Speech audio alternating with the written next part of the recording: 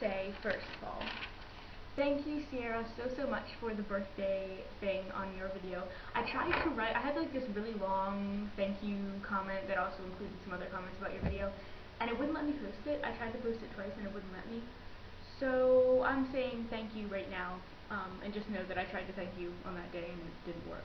And yes, so thank you, Sierra, and thank you to all the IMDb shibammers and he-bammers who wished me happy birthday yesterday.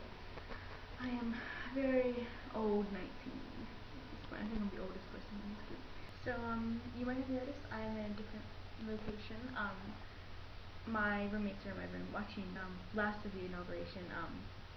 Obama has already been inaugurated, so I decided to come here and make the video because I don't know when else I'm going to have time.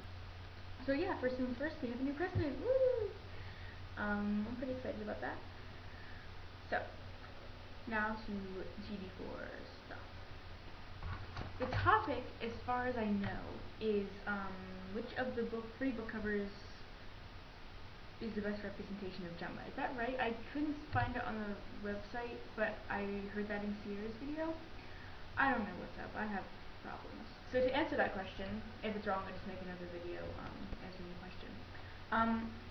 I had to choose between the Sweet Bar Thing and A Great and Terrible Beast. I do not like the cover for RA. I don't think she looks like Gemma, and I don't know. I don't like that her nose is very dainty and stuff. So anyway, I had to choose between those two because I actually think that I'm happy the Sweet Bar Thing doesn't want to come over. I actually think that these two girls look quite alike. Like, you can see their lips have the sort of same shape, their hair is basically the same color, and you can tell that the outfit is pretty much the same. In the end, I decided that my favorite cover is the Sweet Bar Thing, for several reasons.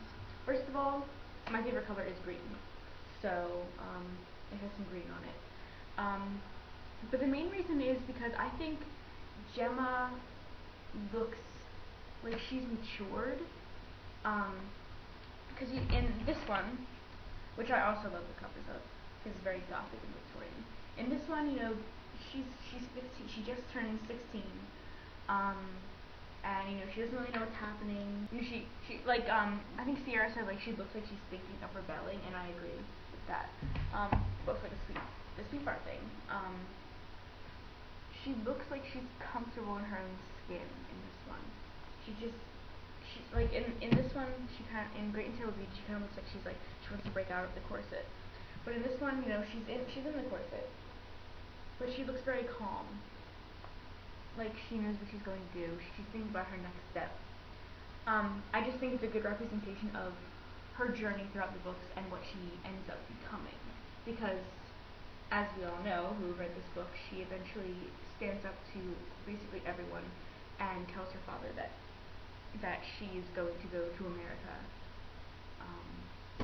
which at that point in time is not at all common. Okay, so my challenge from Grace was to think up a modern day job for each of the characters represented and the guys. So I have my list here.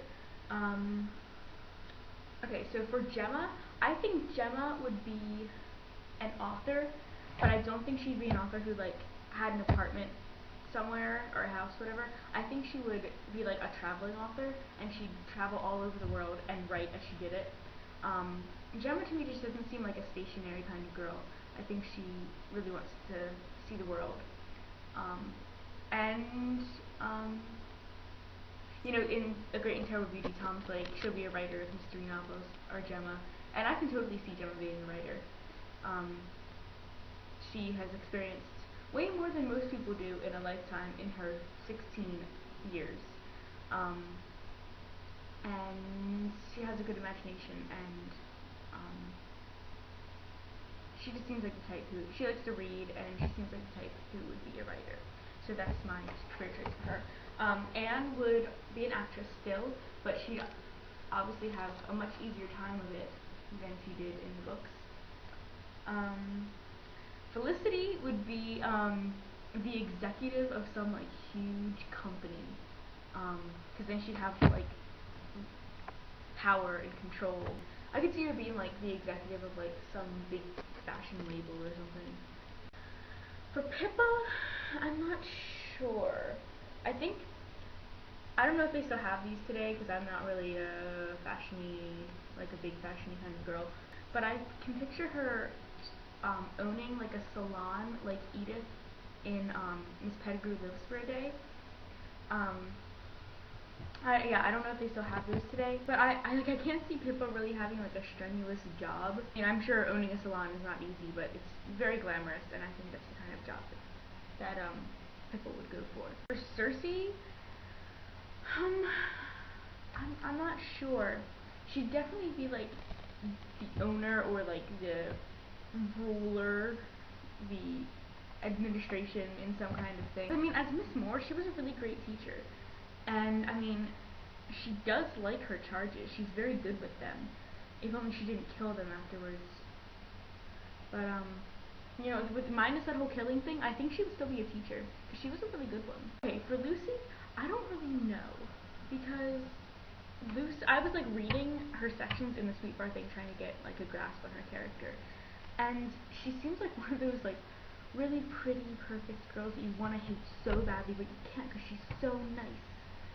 And, you know, she's lovely to everyone she meets, and you're like, I hate you, but you're awesome, so I can hate you.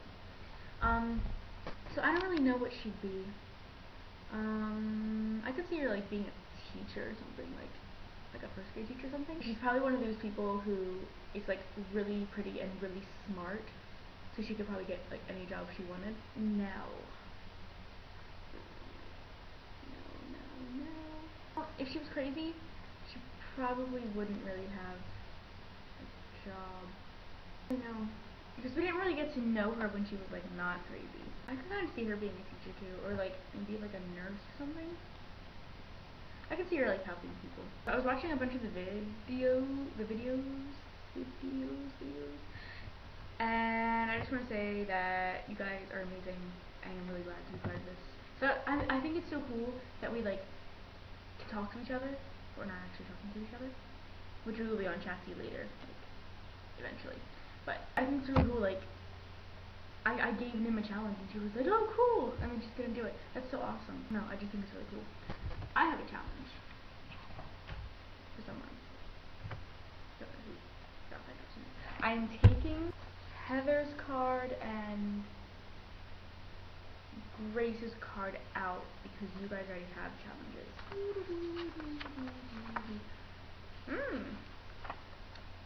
Laura, this is your challenge. Right, so what I want you to do is go to your local library, and if it doesn't work in your library, go to a bookstore and do it, but it'll be much better if you do it in a library. Because what I want you to do is write like on a post-it or index card or something, did you like this book?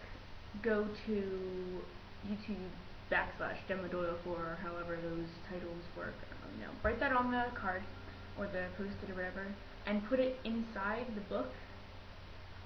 And this can be any of the trilogy, it doesn't have to be like the first book or whatever. So yeah, put it inside, and hopefully that will get that person to visit our site and